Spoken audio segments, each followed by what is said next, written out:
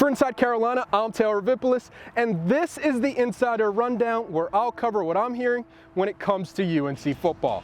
Talking to people around the program, I'm expecting to see positive regression for the Tar Heel offense as they head to Durham, meaning that their performance should trend back towards the top 10 offense we've seen for the better part of the season.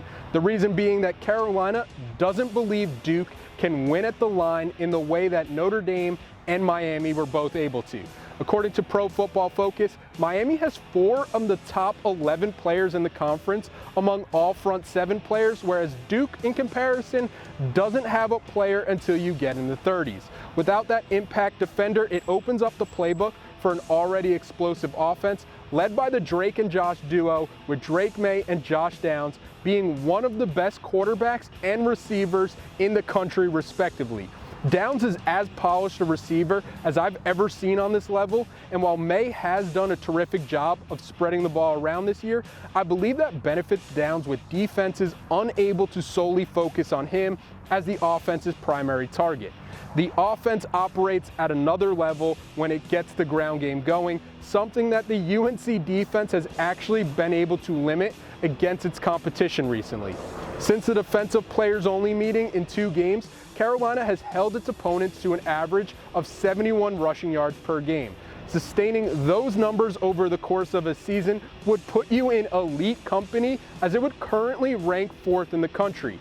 They've done it behind a defensive line that has come to life as of late, behind strong performances from Noah Taylor, Miles Murphy, and Des Evans, and then you have the heart of the defense at linebacker with Cedric Gray and Power Echols leading the conference in tackles and being 5th and 6th in stops or plays that result in failures by the opposing offense.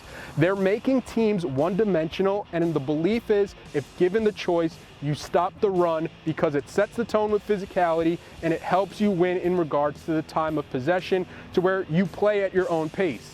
In this matchup, Duke has the 34th best rushing offense in the NCAA and sees a major drop-off in its attack through the air at 87th, which the Tar Heels believe will play to their hand if it can be strength on strength.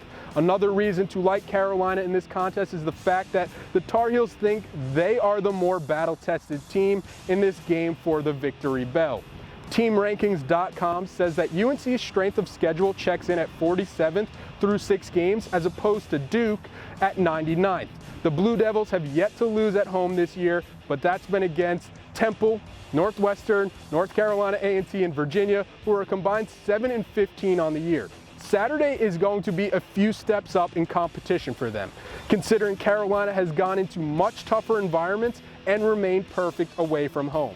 We'll see if that trend continues Saturday night and see for whom the bell tolls in this rivalry game. If you're planning to turn Wallace Wade Carolina blue, I'll see you there. Until then, stay tuned to Inside Carolina for all the latest coverage leading to kickoff.